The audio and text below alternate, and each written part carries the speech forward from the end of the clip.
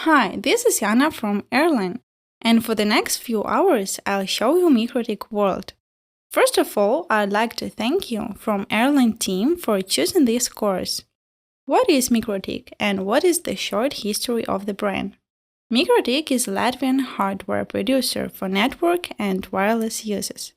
It provides hardware and software for internet connections around the world. MicroTek's experience in using standard hardware and complete routing systems allowed them to create the Router OS software in 1997, which provides extensive stability, control, and flexibility for all types of data, interfaces, and routing. In 2002, they created their own hardware, and the Router board was born. That's it in this video, and see you in the next one. Hi, this is Yana from Airline. In this video, I'll show you how to install Winbox. The Winbox program allows us to manage MicroTek routers. We download the latest version from the official MicroTek website.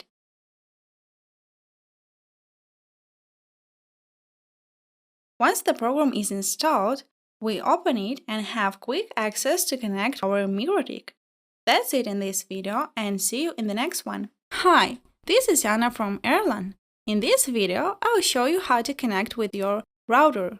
To connect to the router, we need to plug in an Ethernet cable to any port and open the previously downloaded free Winbox program. When we turn on the Winbox program, select the Neighbors tab, and our router will appear on the list of devices. We choose the MAC address of the router. And if we have a password set on the router, enter it in the password box and click Connect. And then we are connected to our router. MicroTek should not have any password set in the factory settings. That's it in this video, and see you in the next one. Hi, this is Yana from Airline. In this video, I'll show you how to reset the router to factory settings. Sometimes when we get very tangled in the configuration of our MicroTek, it is better to start from the beginning and restart the device. You can do it in several ways, systematically, as I will show you in this video, and physically. Hold the reset button on MicroTek. For more information about this method, you can find in the file below. To reset MicroTek, go to the System tab, Reset Configuration, and click the Reset Configuration button. This will reset the router to factory settings. Depending on the model, the reset takes a few to several seconds. Our session will be disconnected when you click the reset button. After a while, we can reconnect to the restarted router.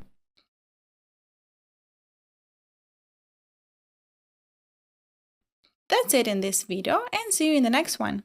Hi, this is Yana from Airline. In this video, I'll tell you what each option in the Configuration Reset tab does.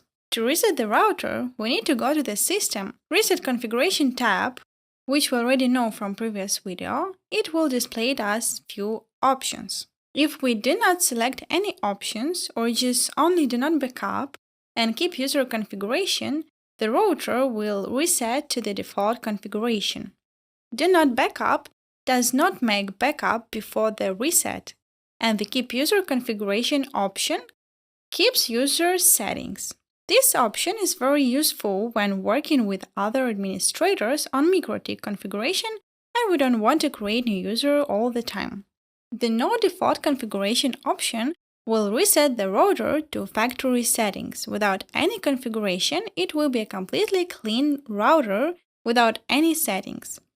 Run After Reset allows you to select a configuration file saved on the router to be installed on it after the reset. Caps Mode create an example router configuration in which all wireless ports are managed by Capsman and all Ethernet ports and ports managed by Capsman are connected to one bridge with DHCP client set on it. We will come back to this later in the course, where we will discuss wireless network on MicroTek. That's it in this video, and see you in the next one. Hi, this is Yana from Airline. In this video, I'll tell you how to change the device name. Changing the device name allows us to manage multiple devices in the network more easily. To change the name of the device, go to System, Identity, and change the name to what you want.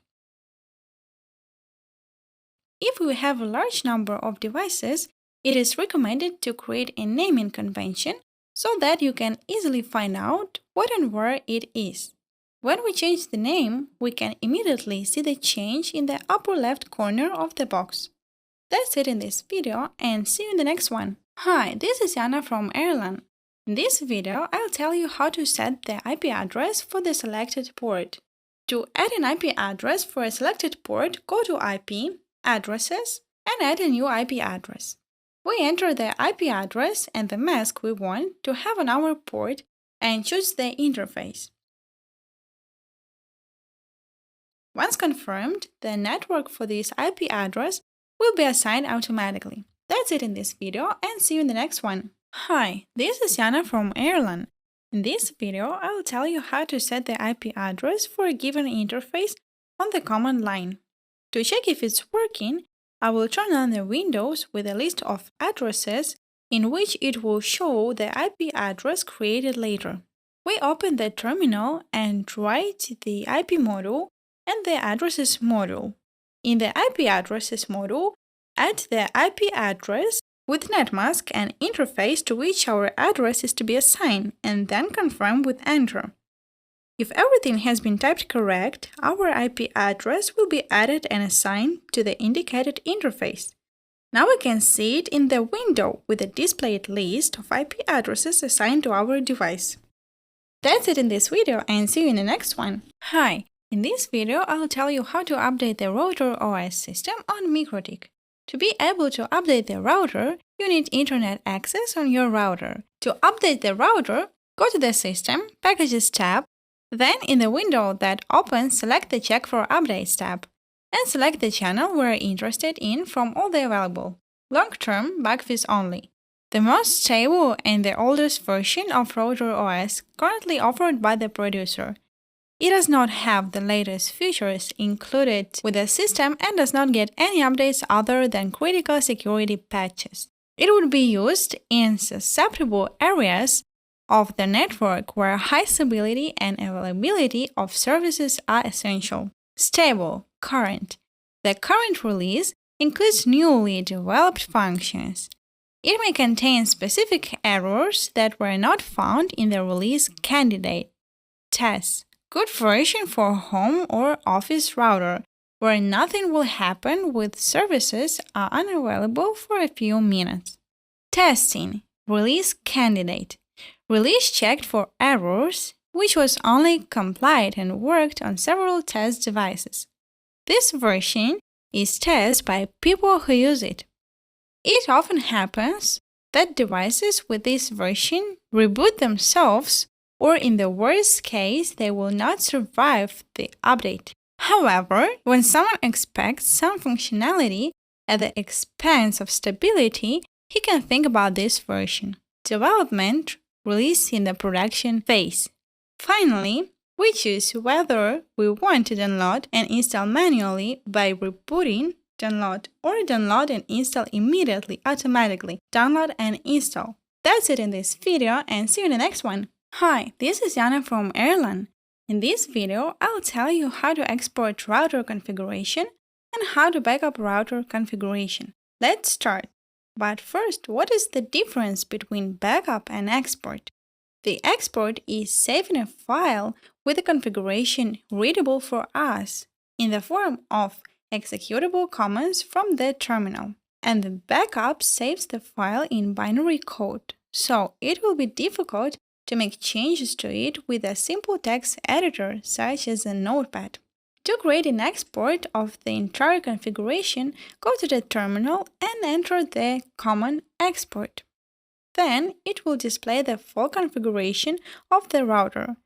But if you would like to save the configuration to the file, enter the command export file equal file name. I will give today's date. Configuration, and press Enter. The file will appear in Files. Now, to create a backup from the configuration file, I click on the Export file in this window and then Backup. In this window, I choose a name for the backup and confirm by clicking Backup. This is how I created export and a configuration backup. Remember to transfer the configuration export and backup from the router to your computer, and if you want version control and redundancy your configuration files, you should think about tools such as Git or other types of external repositories. That's it in this video, and see you in the next one. Hi, in this video I will tell you how to import a previously exported configuration to your router. By the import, we can download the configuration from another router or the previous version of the configuration and upload it to the target router. It is useful when we need to set the same settings on several routers. Then we import the configuration for each one and save valuable time. To import the file, go to Files, where we have saved the previously downloaded configuration export file from another router. Then go to the terminal and enter the common import file name. In our case, it is called 0703-2022 config RSC, and then confirm with the entering. Note that the import was successful and the settings were entered from the file. We should also remember that the imported configuration will be compatible only with routers of the same or similar structure. That's it in this video, and see you in the next one. Hi! In this video, I'll tell you how services work in MicroTek. In MicroTek, we distinguish default services such as Telnet is responsible for the Telnet service, which allows you to connect to the router wirelessly. FTP is responsible for the FTP service, which is responsible for the control of exported/imported files. www is responsible for accessing the router configuration from the website. SSI is responsible for connection control between devices and connection methods. www.SSL is responsible for accessing the router configuration from the level of the website with the SSL standard, which is to secure the connection. API is responsible for creating custom software solutions by users for communication with router OS in order to collect information, adjust the configuration, and manage the route. Winbox is responsible for the ability to connect to the router using the Winbox application, as well as the TIC app for phones and the Dude application. API SSL is responsible for the same as API, except that it can work in two modes. One, with an SSL certificate, and second, without an SSL certificate. For example, I will show the operation of the www service and what will happen when it's turned on or off. When we have the www service turned on, we can enter the router in the browser. But if I turn the service off,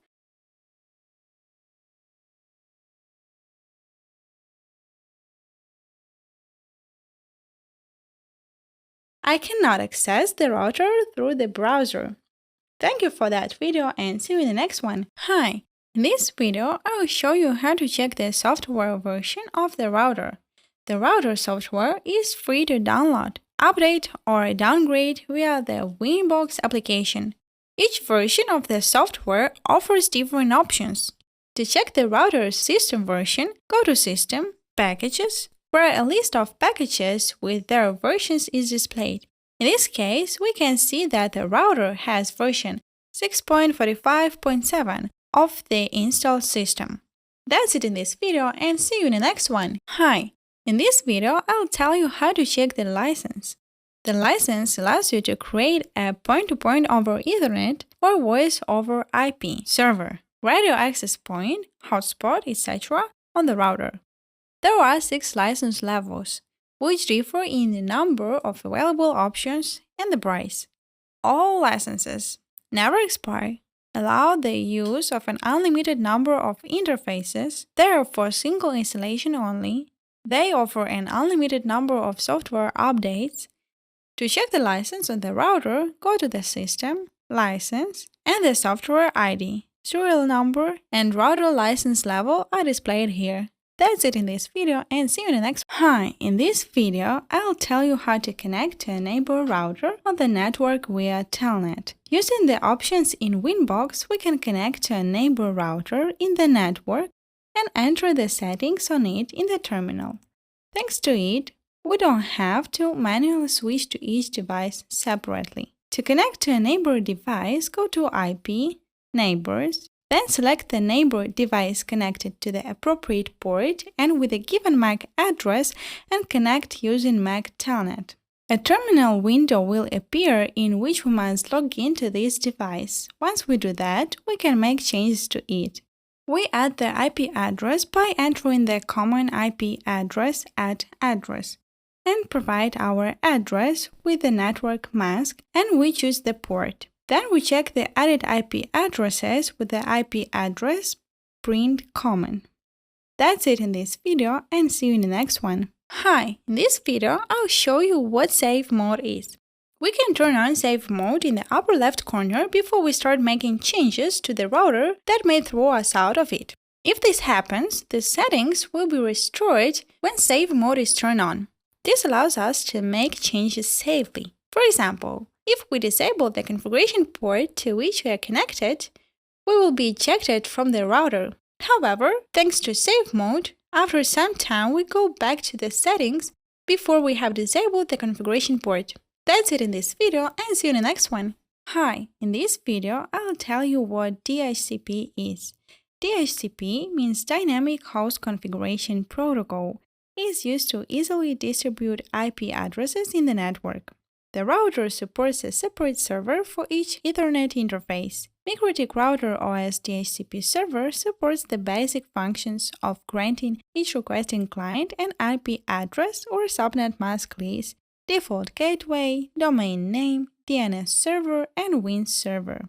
For a DHCP server to work, you also need to configure the IP pools. Do not include your own DHCP server IP address in the pool range, and DHCP networks. That's it in this video, and see you in the next. Hi everyone, in this video I'll show you how to set up an IP pool. An IP pool is a defined pool of IP addresses used in a DHCP server and in point-to-point connections. For instance, I'll create a DHCP server on the interface ETH3 interface with the network 192.168.10.0.24. I'll start by entering the address list and the DHCP server for the future. To create an IP pool, go to IP, Pool, and select the option to add a new pool of addresses from 192.168.10.20 to 192.168.10.50. And approve. Now I go to DHCP server and choose ETH3 interface with address pool pool1. Now I can see that the DHCP server is working. We can see also in the IP pool used addresses that the IP address 192.168.10.50 has been assigned to the router with the DHCP client. That's it in this video, and see you in the next one. Hi, in this video I will show you how to set up a DHCP server. DHCP server is used to easily distribute IP addresses to devices connected to the network. DHCP server is assigned to one of the interfaces that distribute addresses to the network. So we start by assigning an IP address to the first port in IP addresses. Go to IP DHCP server and select DHCP setup. In the beginning, we choose the interface on which the server will operate. Then you see options that are automatically entered due to the fact that they previously set the IP address for the first interface. We may change all options, but we skip it for now. In an address to give out, we can choose a pool of IP addresses to be assigned by the DHCP server. In the DNS server, I entered an IP address 8888, which is the public DNS address of Google. We can also use other DNS server addresses depending on our preferences. The last option is list time, which determines how long a device can list its assigned IP address. Once we do it all, our DHCP server works and can assign IP addresses until the pool of addresses is out of addresses. That's it in this video, and see you in the next one. Hi, in this video, I'll show you how to set up a DHCP client. The DHCP client automatically assigns us an IP address from the router on which the DHCP server is set. If connected to the router with a DHCP server, go to IP, Addresses, and DHCP Client. We use the Addresses window to confirm that DHCP client is working. Then, in DHCP Client, click plus and select the port with which we are connected to the router with the DHCP server. Confirm and wait until the connection is found. You can see in the address list that we have been assigned an IP address from the DHCP server. That's it in this video, and see you in the next one. Hi! In this video, I'll tell you how to set up a DHCP server on the terminal. The DHCP server is used to easily distribute IP addresses to devices connected to the network. The DHCP server is assigned to one of the interfaces that distributes addresses to the network. So we start by assigning an IP address to the first port in IP addresses.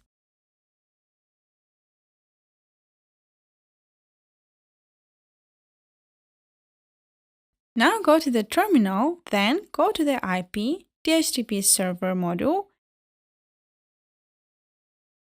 and enter the setup command. In the beginning, we choose the interface on which the server will operate. Then there are options that are automatically entered due to the fact that we have previously set an IP address to the selected port.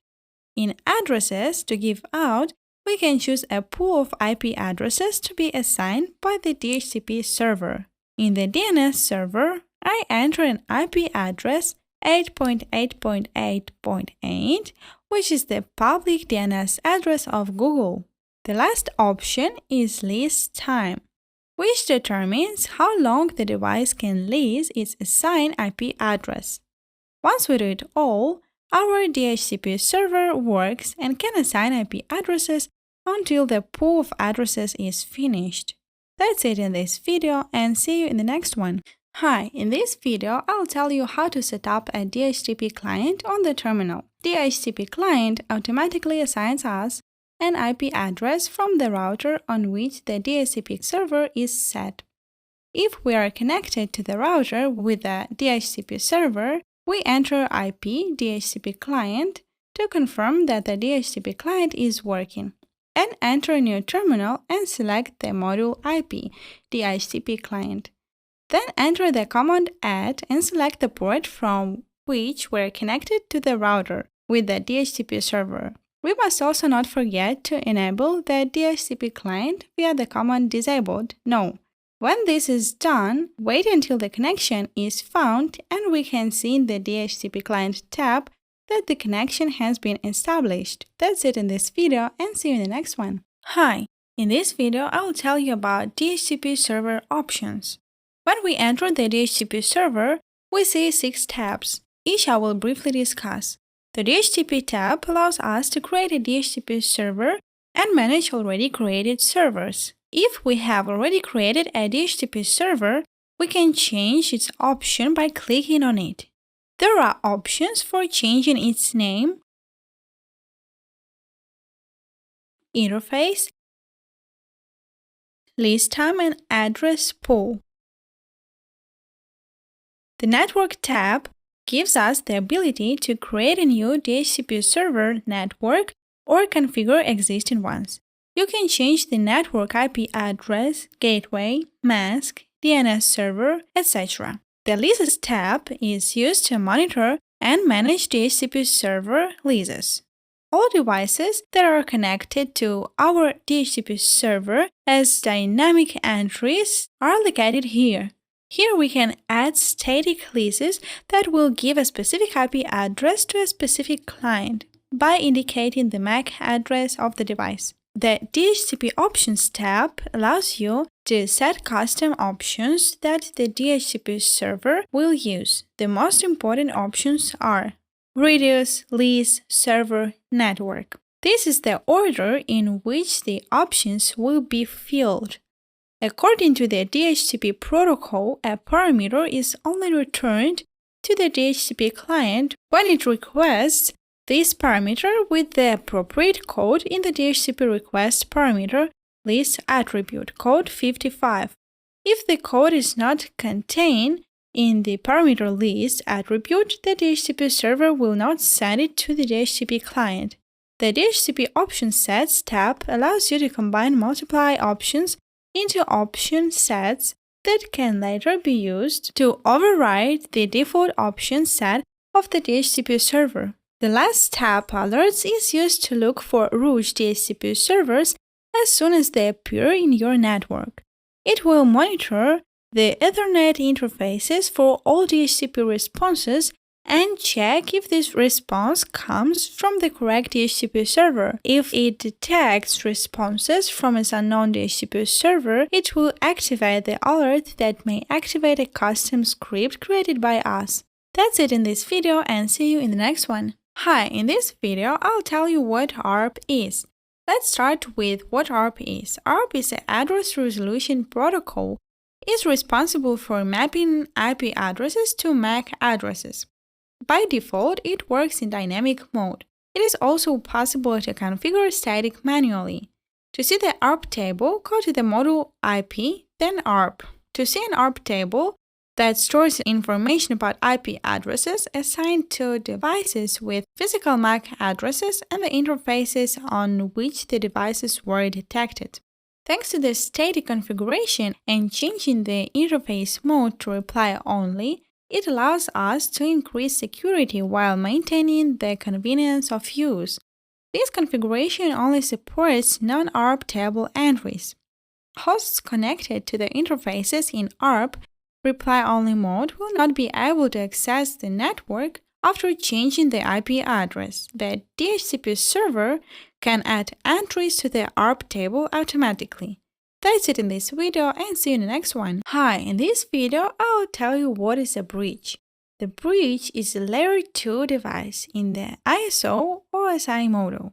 Just like traditional bridges, it allows us to get from one side to another. We use it to connect two LAN segments. To create the bridge, go to the Bridge tab. Click the plus button and name the bridge. Next, go to the Ports tab and add interfaces. Adding interfaces will assign the physical ports to our bridge.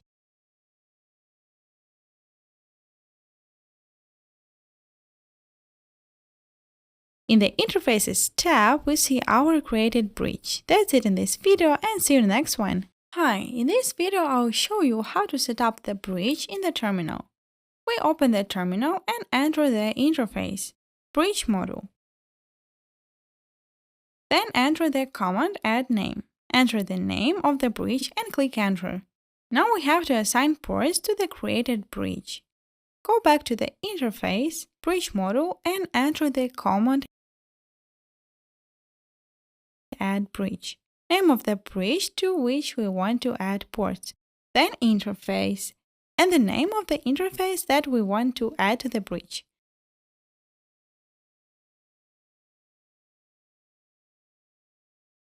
That's it in this video, and see you in the next one. Hi, in this video I'll explain you how bonding works. Bonding is used to connect two independent links with each other in order to obtain greater efficiency and reliability. We create a bond between two routers. I'll show you how to set it up on both routers to make it work. Let's start with router 1. To set the bond, go to Interfaces, Bonding, and add a new bond. We can change the name of the bond. In my case, I will leave the default name and go to the Bonding tab where I set the ports that will be attached to this bond. Now let's connect to router 2. And I'll do exactly the same steps as I did with router 1.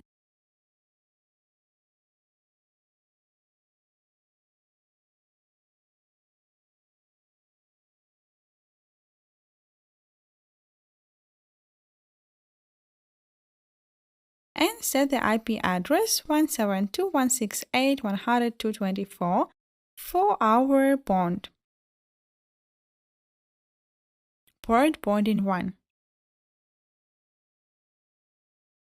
Now we'll go back to router 1, where we should set IP address 172.168.100.124 for the bound port bounding 1.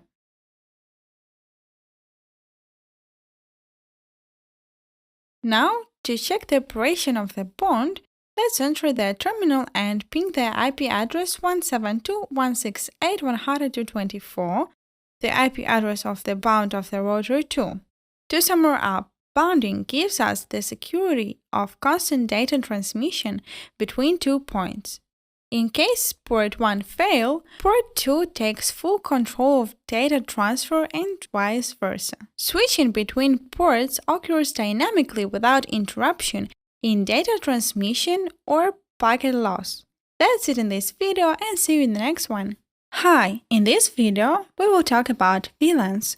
VLAN, Virtual Local Area Network, is a virtual local network logically separated from another, larger physical network. This enables the creation and installation of multiple local networks within one router. I will show you an example of VLAN settings on the router and switch shown in the diagram. Let's start with the router settings. To set VLANs on the router, I go to Interfaces, VLAN, where I create a new VLAN with ID 1 on port 3 and VLAN with ID 2 on port 4.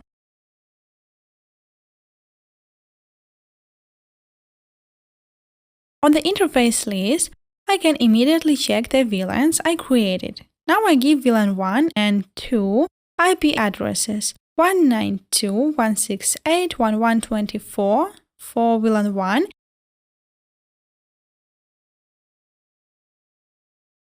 and 192.168.1.124 for VLAN 2.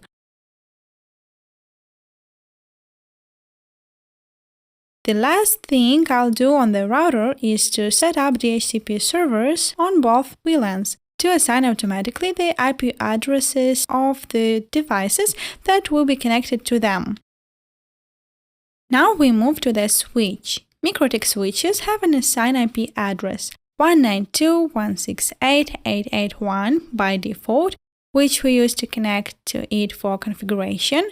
Now I go to the VLANs tab, where I add VLANs with the same ID as on the router. I choose the Add If Missing option for VLAN with ID 1 on port 2 and for VLAN with ID 2 on port 4, the same option, and confirm the changes. Now I go to the VLAN tab, where for port 2 I choose options enabled and only tagged, and then select the checkbox Force VLAN ID.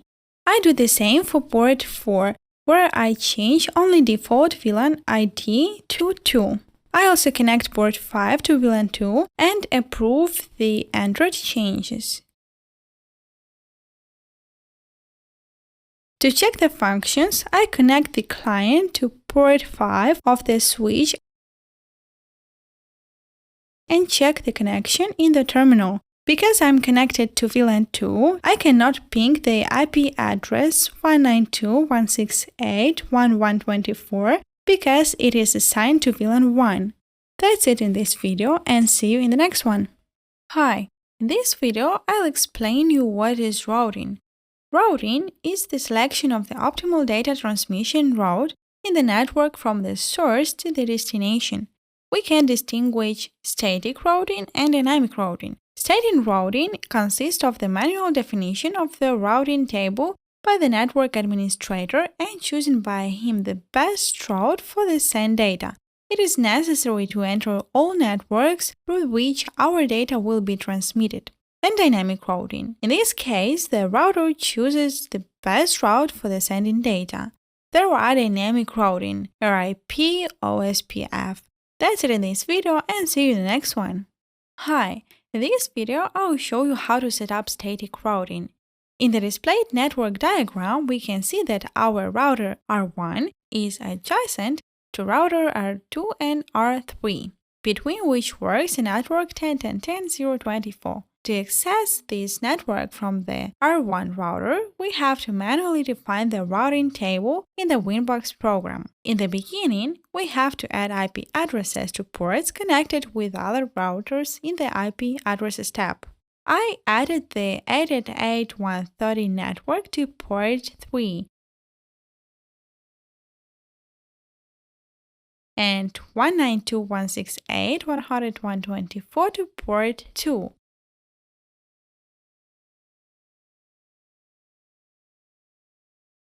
Now we go to the IP routes tab, and as you can see, we do not have the 10.10.10.024 network. Click plus and enter it in the field Destination Address Network 10.10.10.024. And in the gateway field, enter the gateway of the network you can go through. We press enter and see that the network is reachable. That's it in this video, and see you in the next one. Hi! In this video, I will show you how to set up RIP routing. In the displayed network diagram, we can see that our router R1 is bordering on router R2 and R3, between which works the network 10.10.10.024. RIP routing is one of the easiest routings to set up as we only need adjoining networks. I have already created 2 IP addresses on ports 2 and 3 for the routing settings, and we will turn on the terminal to check if the connection is working. We start by going to Routing RIP, and we go to the Networks tab. Next, we add the IP addresses of the network with which we're neighbors. In my case, they are 888.030 and 192.168.100.024. Once it has been done, let's check if there is a connection to the neighbor router port. I noticed there is a connection, so routing works. That's it in this video, and see you in the next one. Hi! In this video, I will show you how to set OSPF routing. In the displayed network diagram, we can see that our router R1 is bordering on routers R2 and R3, between which works the network 10.10.10.024. OSPF routing is an easy way to set up routing since we only need neighboring networks. I have already created 2 IP addresses on ports 2 and 3 for the routing settings, and we will turn on the terminal to check if the connection is working.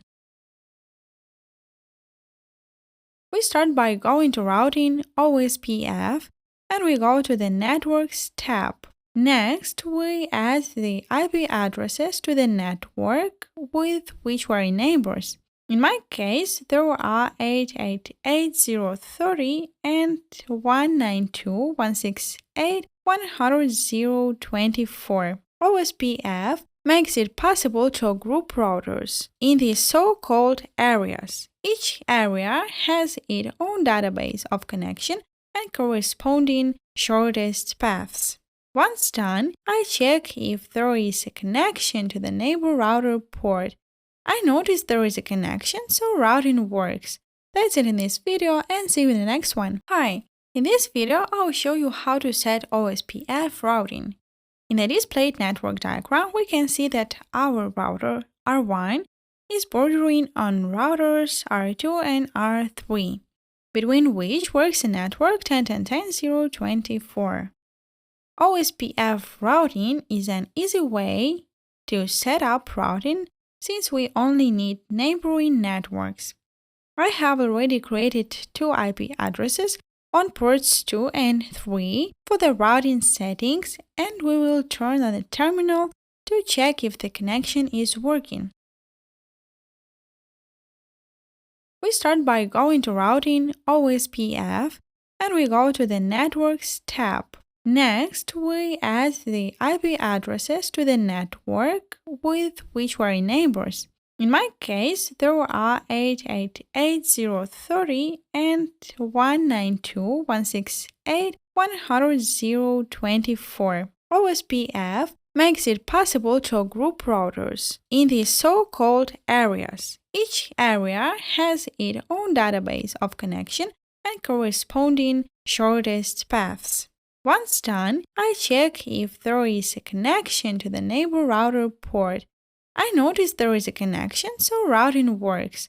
That's it in this video, and see you in the next one. Hi! In this video, I'll discuss the wireless function in MicroTek.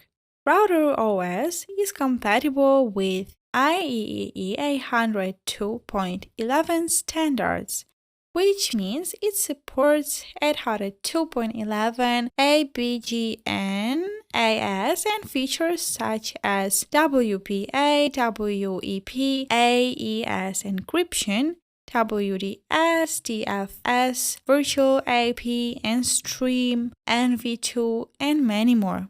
A wireless network can work in several modes such as client, station, access point, wireless bridge, and so on. The client mode can also work in various modes. For instance, station WDC, station pseudo bridge, and etc. That's it in this video, and see you in the next one. Hi! In this video, I'll describe the basic settings of the wireless interface. To enter the wireless settings, we should select the wireless menu, where we will see all wireless ports on the router. When we enter one of the ports, the following settings are displayed: name, name of the wireless port, and mode. Here we have a choice between different modes, which can be divided into station mode, station, base mode, finds and connects to an acceptable AP. Station WDS. Same as a station, but creates a WDS connection with AP. Station pseudo bridge. Same as a station, but also translates the MAC addresses of the entire route. Allows you to set up a bridge on interfaces. Station pseudo bridge clone. Same as a station pseudo bridge, but uses the address station pseudo bridge clone MAC to connect with AP. AP mode. AP bridge. Basic access point mode. Bridge. Same as AP bridge, but limited to one connected client. WDS slave. Same as AP bridge, but scans AP with the same SSID and sets up WDS link. If this link is lost or cannot be established, it continues scanning. Special modes. Alignment only. Sets the interface to transmission mode continuously, used to find the remote antenna. N-stream dual slave. Allows this interface to be used in the N-stream dual configuration. Band defines the used set of data rates, frequencies, and channel widths. SSID, Service Set Identifier, is the name that identifies the wireless network. Security Profile. Security Profile defines how the access to the wireless network will be encrypted. We set it in the Security Profiles tab in the wireless menu. Country limits the available bands, frequencies, and the maximum transmit power for each frequency according to the regulation of the country. That's it in this video, and see you in the next one. Hi! In this video, I will show you the basic configuration of the access point. The access point allows other devices to connect to the router via a wireless network. For configuration, we set the IP address of the WLAN1 port 219.216.800.124 and the DHCP server on the WLAN1 port, which will assign the IP address to the devices that will connect to it. We start by entering the wireless menu. Then let's create security profiles in which we will define the password for the access point. Dynamic key select the WPA encryption standard. It is used in wireless networks. Here, enter a sample password and confirm. Then go to Wi-Fi interfaces, turn on the WLAN1 port and choose it. In the Wireless tab, I change the operating mode to AP Bridge, the security profile to the previously created one, and approve it. Now to confirm, I will go to the Registration tab to see if other devices can connect to the created access point. In order for the access point to provide internet to other devices, it must be connected to the internet itself. For the internet to work, the HTTP client must be set on the port to which the internet is connected. When we have an access point connected to the internet, we still need to set up the NAT module in the firewall. Also go to IP, Firewall, NAT, and create a new rule and select Masquerade in the Action tab. That's it in this video, and see you in the next one. Hi! In this video, I will show you how to set up a wireless bridge and how it works. Wireless bridge is mostly in router-router and router antenna connections. The bridge mode in the wireless port works the same as the IP bridge, with the main differences that only one user can connect to the bridge. The bridge mode is set exactly the same as the IP bridge. First, I set the IP address on the WLAN port and the DHCP server. Then we set up a security profile with WPA encryption.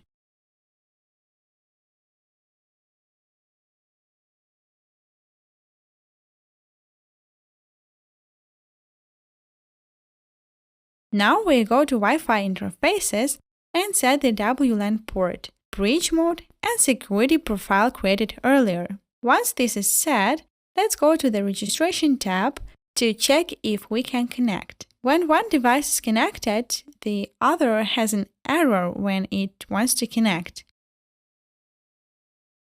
That's it in this video, and see you in the next one. Hi, in this video I'll tell you how WDS works. MicroTek in the station WDS mode create point-point communication with a separate WDS interface on the access point. There is close communication between AP and WDS. Even though it is a closed network, the IP keeps the connection to the world. When NAT is set, the WDS station cannot see the devices connected to the AP. From the AP level, you cannot see what devices are behind the WDS station. This mode allows us to reset individual segments on the wireless network in order to increase security and administrative possibilities. As in the case of the station bridge, it is not possible to connect to devices in CAP mode. WDS has several modes. I will briefly describe each. Disabled does not allow WDS connections. Dynamic also allows WDS links to devices that are not configured in WDS by dynamically creating the required entries. Mesh modes use a different, better method to establishing a connection between apps which is incompatible with the AP in non-mesh mode. This method avoids one-way WDS links that are created by only one of the two access points. Such links cannot transmit any data. Static only allows WDS links that are manually configured in WDS. That's it in this video, and see you in the next one. Hi! In this video, I'll show you how the access list works. An access list is used by the access point to restrict allowed connections from other devices and to control the connection parameters. By default, it allows all devices to connect to the AP. The set rules are processed one by one until a matching rule is found, and the action stored in it is performed. If the action, for example, specifies that the client should be accepted, then the client is connected. That's it in this video, and see you in the next one. Hi! In this video, I'll tell you how to connect list works. Connect list is used to assign priorities and security settings to connected remote access points and to limit allowed connections. It is an ordered list of rules, with each rule assigned to a specific wireless interface. Each rule can have assigned a MAC address of the remote access point, signal strength, and many other parameters. That's it in this video, and see you in the next one. Hi! In this video, I'll talk about wireless protocols. Wireless protocols can be set in Wi-Fi interfaces. When we turn on advanced mode, we notice the checkbox for the protocol. I will now say briefly about each of them. Unspecified mode used in all router OS versions, v3 and v4. Endstream is enabled by the Alt-Enable Endstream settings. The configuration of NV2 is not possible. Any in IP regular 802.11 access point or Endstream access point. In the station, select the access point in no particular order. It can be changed in Connect list. Endstream enable the Endstream protocol, same as the Alt-Enable Endstream settings. NV2 enable the NV2 protocol. NV2 Endstream. In app, use the first wireless protocol settings, always NV2. In station, search for NV2 access point, then Endstream access point, NV2 Endstream 802.11. In app, use the first wireless protocol setting, always NV2. In station, searches for access points one by one, NV2 Endstream 802.11. That's it in this video, and see you in the next one. Hi! In this video, I'll show you how Snooper works. Snooper is used to monitor the environment to look for other wireless networks nearby. It is available both in a console and in Winbox. To turn on the Snooper, go to Wireless, Wireless Interfaces, and turn on the Wireless Snooper. Then select the wireless interface and start scanning.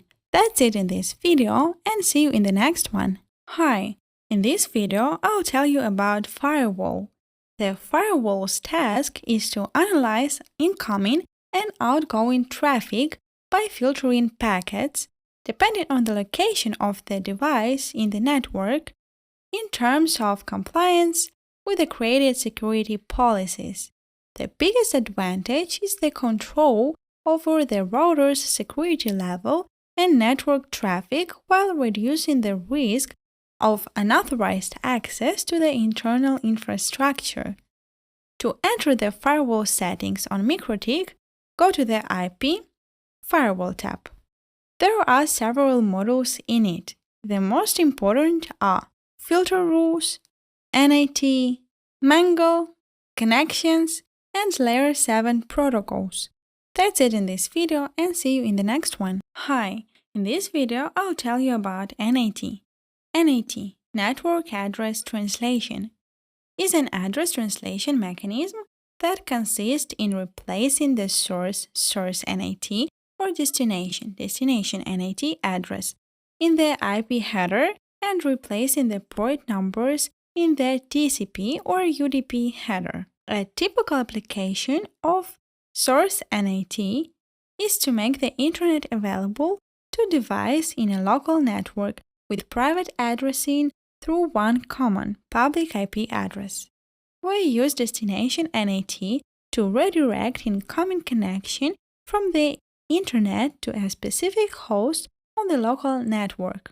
To set up internet access in the local network, go to the IP Firewall NAT tab. Click plus, and in the General Chain tab, set SRC net. Then go to the Action tab and set Masquerade. That's it in this video, and see you in the next one. Hi! In this video, I will show you what firewall filter rules are. The main task of filter rules is to ensure network security by dropping traffic that does not match certain conditions. When creating a new rule in the IP Firewall Filter Rules tab, we need to define its properties. Chain. It is responsible for what type of traffic and at what stage of processing the rule applies to. There are 3 chains available. Forward defines the traffic going through the router and is used to secure networks connected to the router. Input defines the traffic coming through the given port to the router. For example, packet whose destination address is the same as one of the router's IP addresses. It is used to secure the router. Output defines the outgoing traffic through the given port from the router. For example, packets whose source address is one of the router's IP addresses. Conditions. These are other fields that define the conditions that must be met by the packet to the subject to the action defined by the rule. The most frequently used fields specify source address, destination address, protocol, ports, source port, and destination port. Connection state invalid. These are corrupted packages that do not match any other state or are in the wrong order. Established package that is contained in an existing connection. Related package that is related to an existing established connection but not belonging to it. New. The package is the first package within the connection. Untracked. These are connection packets contained in raw tables which are used to bypass connection status checking. Action. Defines what should happen with a packet that belongs to the selected chain and meets the specified conditions. Basic actions. Accept. The packet is accepted. Drop. The packet is dropped. Jump. The packet is passed to another defined chain. Return. The packet is returned to where the jump action was called. Pass through. No action.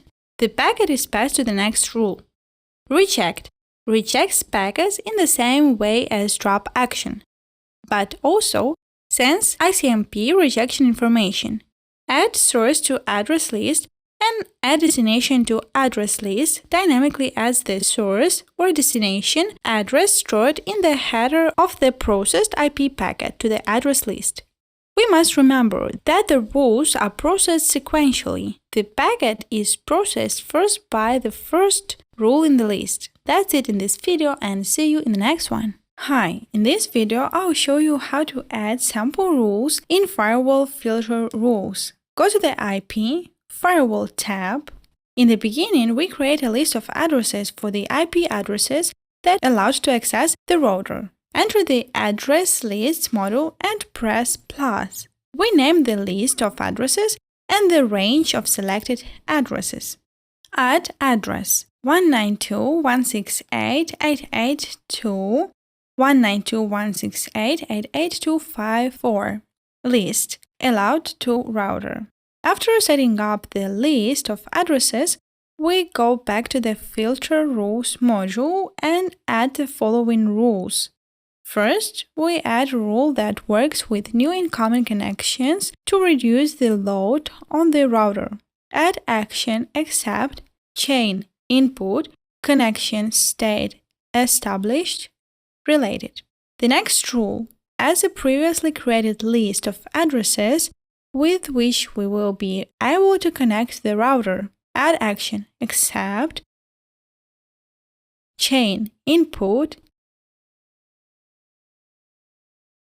search address list allowed to router. Then we enable ICMP access. Add action accept chain input protocol ICMP. The last rule rejects everything else. Add action drop chain input.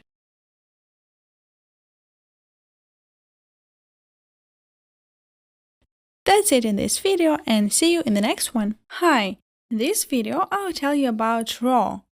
RAW allows packets to be processed before they go to connection tracking, which significantly reduces the CPU usage. Two chains are available in the RAW table.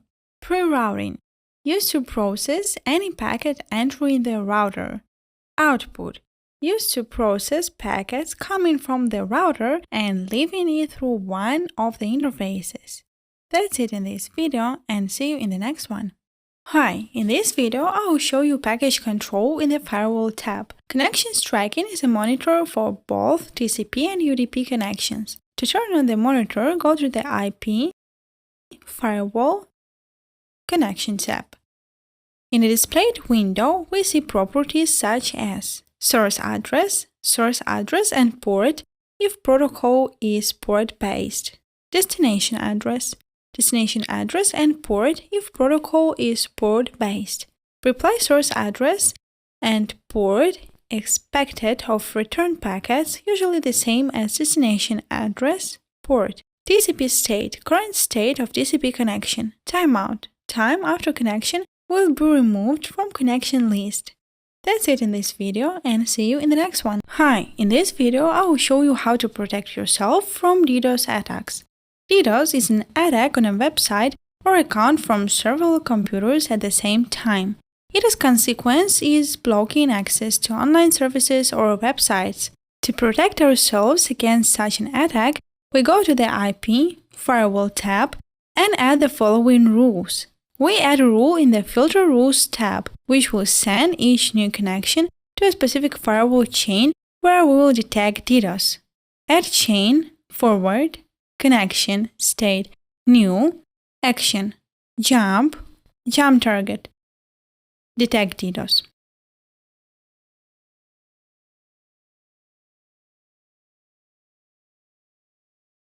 Then we add a rule with the parameter destination limit. This parameter is in the following format: destination limit count /time burst mode /expire.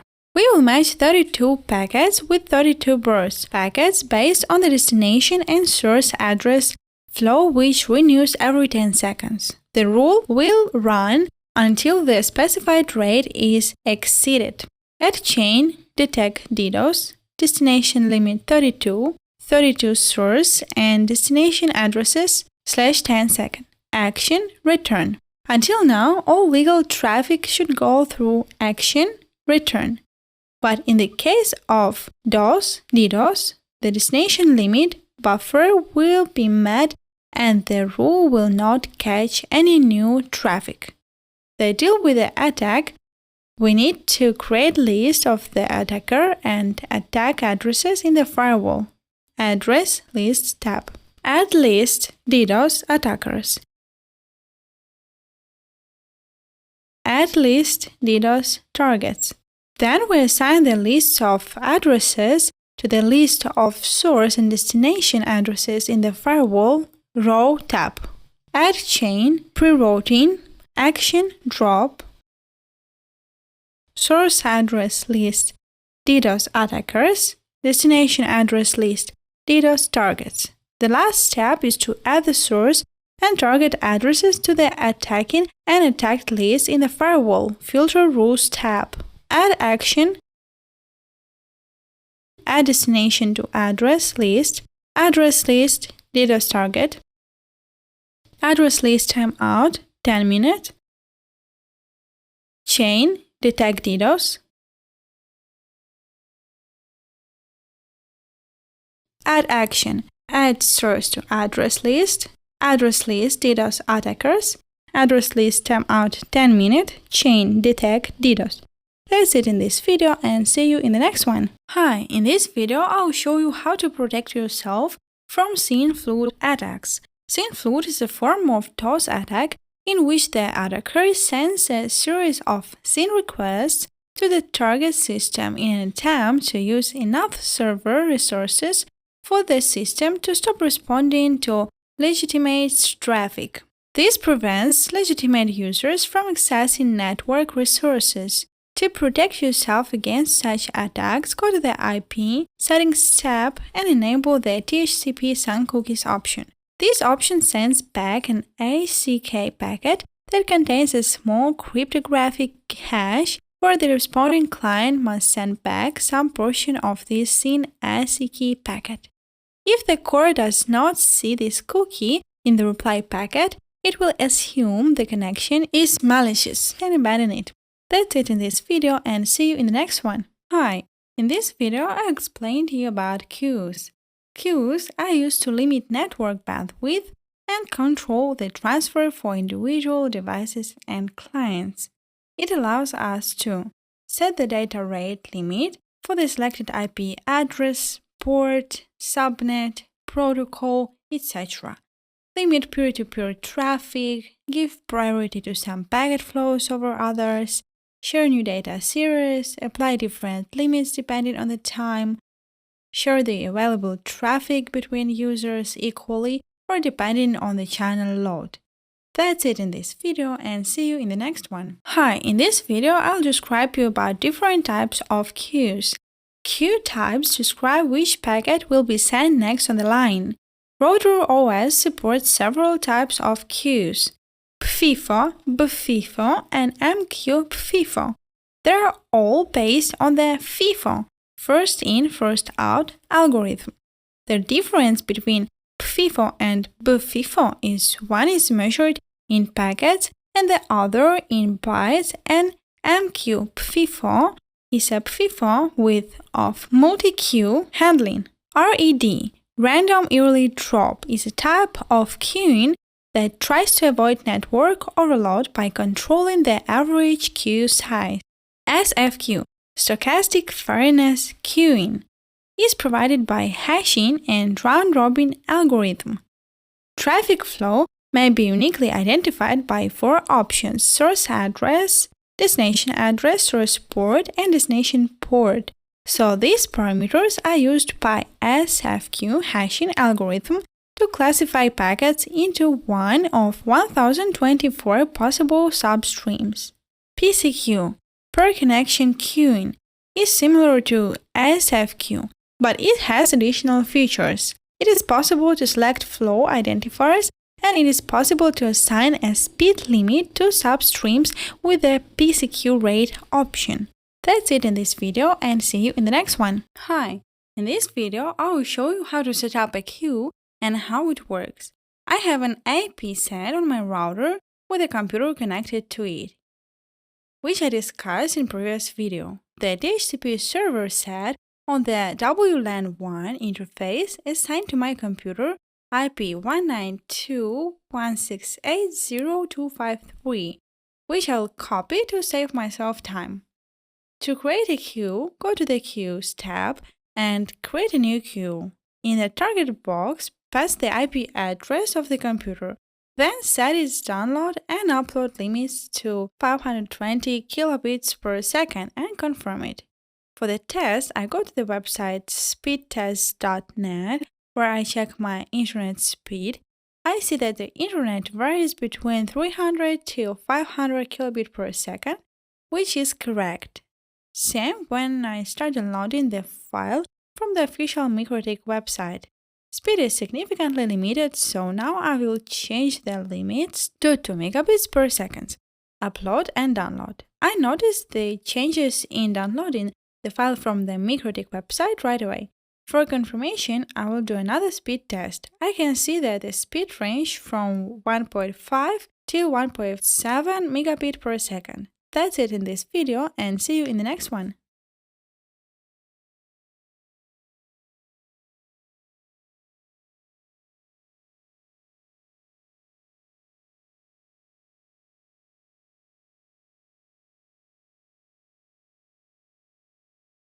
Hi, in this video I'll describe to you different queues options.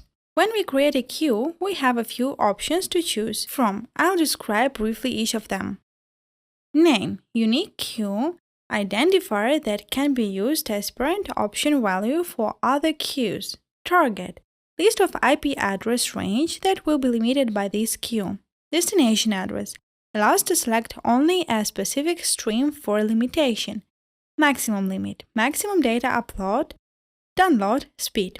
Burst limit, the maximum upload, download speed that can be achieved while the burst is active. Burst threshold, when the average data speed is below this value, burst is allowed. As soon as the average data speed reaches this value, burst is discarded. Burst time, the period of time in seconds during which the average data upload-download speed is calculated. Time. This allows you to specify the time during which the queue will be active.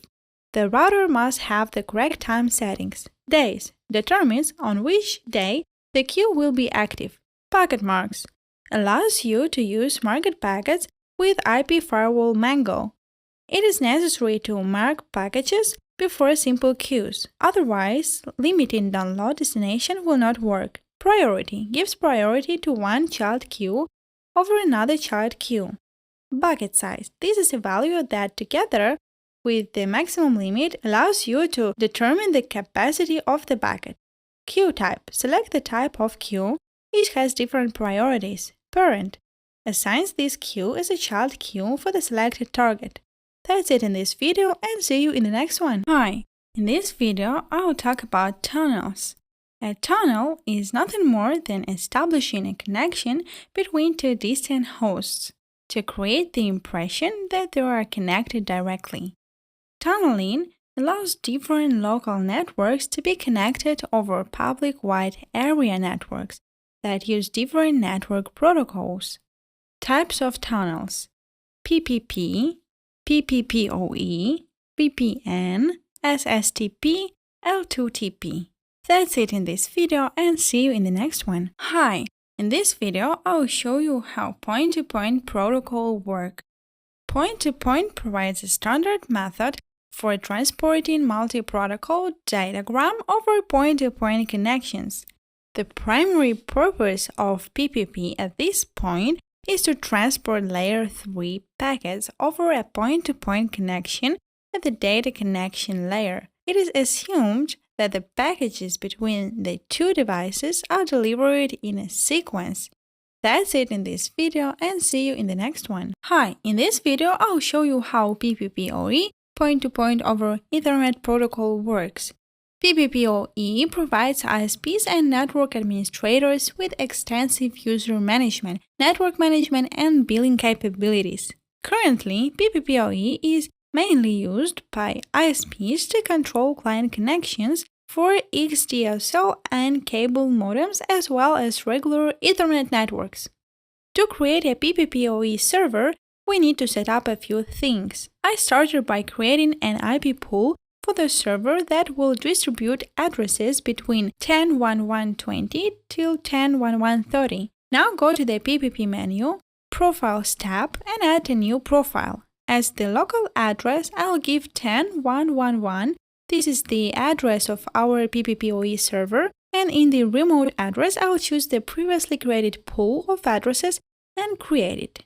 Now we go to the Secrets tab, where we will create a user profile for our PPPoE client. Let's leave the name unchanged, and for instance, we will set the password to ASD. In the Services option, choose PPPoE because it will be a PPPoE client. In the Profiles option, I choose the previously created profile. We have to create PPPoE server. I leave the server name as the default. Here, choose the interface on which I want the server. As the default profile, let's set the previously created profile. It will assign a local address to the server. It will also worth turning off the CHAP and PAP options, because then they're on, we risk clear text authentication, which we don't want. The PPPoE server has been created, and now I'm switching to the second router, which will be my client. In order for it to act as a client, I go to PPP interface and add the client's PPPoE. I choose the interface with which I'm connected to the server. Then, in the Dial Out tab, I enter the username and password created on the server and confirm. I can see immediately that the connection is working. To confirm, I go to the Active Connections tab, where the connection is shown. That's it in this video, and see you in the next one. Hi! In this video, I will show you how to set up a tunnel VPN with L2TP protocol and IPsec encryption.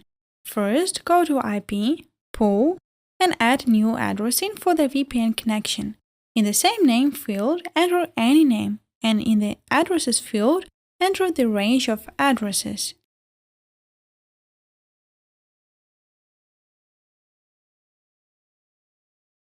Then go to the PPP Profiles tab and add a profile for the VPN connection. Enter the name of the profile, the IP address of the previously created subnet, located address, and the previously created range of addresses, remote address, and the address of the router, DNS server.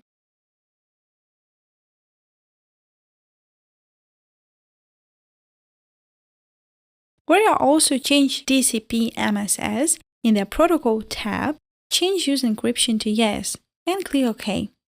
Next, go to the Secret tab and add an account for users connecting via VPN.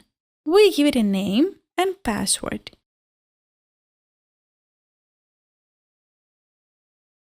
And select the previously created profile and click OK. Next, go to the Interface tab and choose LTTP server. We choose Enabled. We leave only MS-CHAP2 in the Authentication field. In the Use IPsec field, we choose Yes. And below, in IPsec Secret, we enter the IPsec key. The last step in Winbox is setting firewall to unblock IPsec and L2TP communication to standard ports. Go to IP, Firewall, and add rule in the Filter Rules tab. In the opened window, in the Action tab, select the Accept action.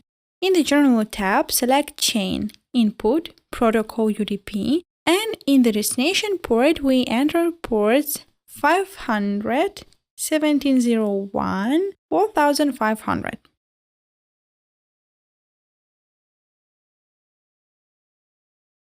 Now we go to the settings in the Windows system, then Network and Internet, VPN, and add a VPN connection.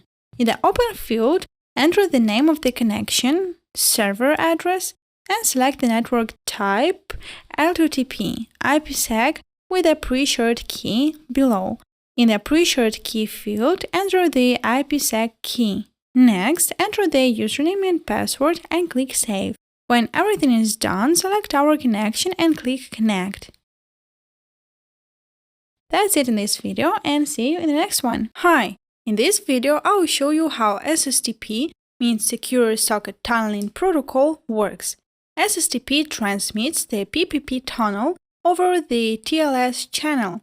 Using TLS by the TCP 443 port allows SSTP to pass through practically all firewalls and proxies. Certificates are required to set up a secure SSTP tunnel. On the server, authentication is done with the username and password only. But on the client, the server is authenticated with the server's certificate. When creating an SSTP server, there are several important options in the PPP menu. Port for SSTP service. Default profile contains profile settings that can be entered in the Profiles tab. Authentication contains various authentication options that the server will accept. Certificate, name of the certificate that the SSTP server will use. TLS version determines which TLS transport layer security version is allowed. Verify client certificate. If set to yes, the server checks if the client's certificate belongs to the same certificate chain. Force AES forces AES encryption that prevents Windows clients from connecting. PFS perfect forward secrecy. When enabled, ensures that a private encryption key is generated for each session. To work, it must be enabled on the client and server. That's it in this video, and see you in the next one. Hi! In this video, I'll describe to you what the L2TP protocol is. L2TP is Layer 2 Tunneling Protocol. It's a protocol that allows IP traffic to be tunneled and forwarded over any transmission medium. In addition, L2TP connections, when used with IPsec protocols, provide secure access to systems and networks. Together, they allow you to establish a secure and encrypted VPN connection.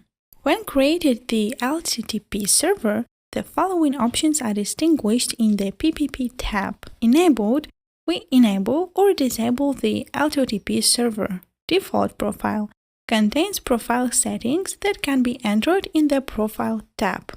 Authentication contains various authentication options that the server will accept.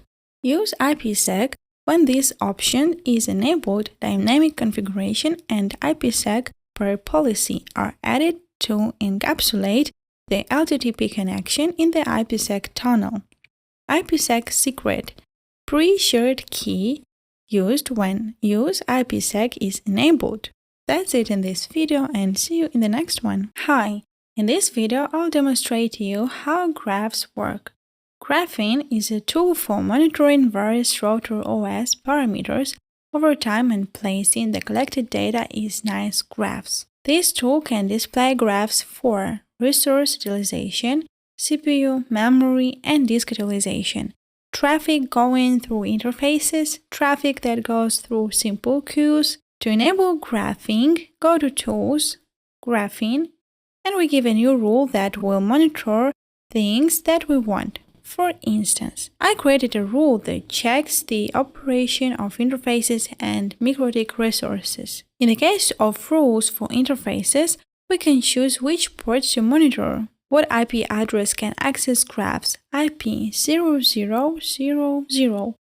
0 is set by default, which allows all devices to access charts, and whether to save data to disk. In graphing settings, we can change the frequency of data collection.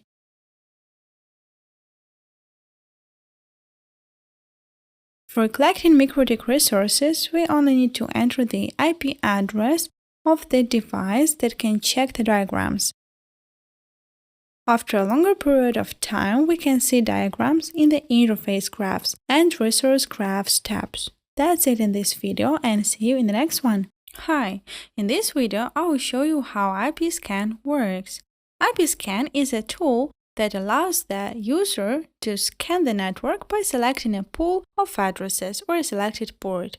IP scan collects information such as device IP address, device MAC address, time in which the device was found, DNS of the device network, SNMP device, net device BIOS, if any. To enable IP scan, go to Tools, IP, Scan, and select the port of pool of addresses we want to scan.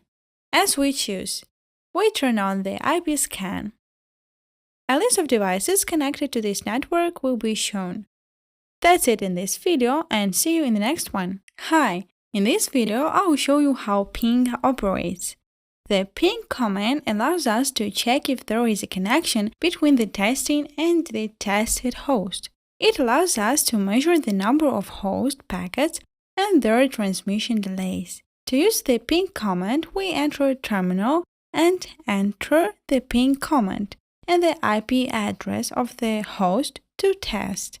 In my case, it is the IP address 192.168.10.2, and confirm it with entering. We will see the size of the sent packet, TTL, which is a parameter that defines how long the sent data packet can circulate in the network, and the time in which the packet was sent. That's it in this video, and see you in the next one. Hi! In this video, I will show you how Telnet works. The Telnet protocol lets us support remote terminals. It is a non-encrypted protocol and the predecessor of SSH. Thanks to it, we can configure MicroTek by connecting with the MAC address and IP address. For instance, when I go to IP, Neighbors, I can select the neighboring MicroTek and log into it. That's it in this video, and see you in the next one. Hi! In this video, I will show you how Torch works. Torch supplies real-time connection monitoring that can be used to manage the flow of traffic via the interface of your choice. To turn on the Torch tool, go to Tools, Torch, and select the interface on which we want to check the connections. In addition, we can set selected IP addresses of devices operating in the network or, for example, specific websites such as wp.pl. The Torch tool collects the data we choose, such as source address, port, and VLAN ID. Once we decide what we want to check, turn on Torch with the Start button. The list at the bottom shows all connection in real time. That's it in this video, and see you in the next one. Hi! In this video, I'll show you how traceroute works. The traceroute tool allows you to check the path we have to establish a connection with, for instance, a website. I will check the path to the wp.pl website, which IP address is 202.77.100.101. To do this, go to Tools, Trace Route, and enter the IP address of wp.pl and turn on the tool. I see all the networks that the package went through to get to this page. That's it in this video, and see you in the next one. Hi, in this video I'll tell you about Sniffer. Packet Sniffer is a tool that can intercept and analyze packets that go to, leave, or pass through the router. It is a very helpful tool when diagnosing a network or protecting against network attacks. To turn on the Sniffer tool, go to the Tool, Packet Sniffer tab.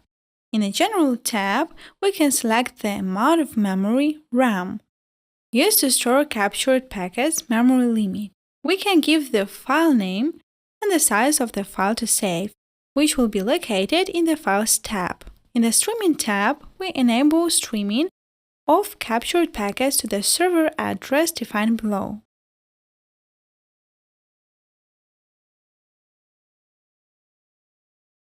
In the Filter tab, we can drop unwanted packets because by default all packets passing through the router will be shown.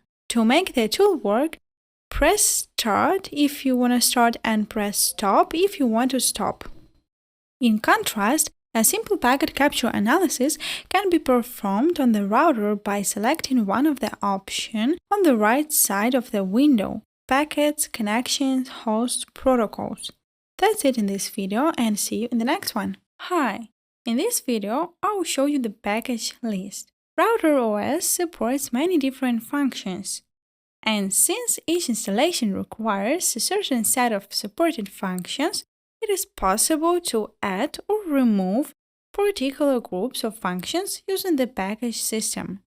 Thanks to this, the user has control over the available functions and the size of the installation. Go to the System Packages tab and select the function that we will not use on our router, for instance, IPv6 or wireless. After selecting the function, select the Disable option at the top of the window. This will schedule package to be disabled after a reboot. To reboot the router, select the System tab, Reboot. That's it in this video, and see you in the next one.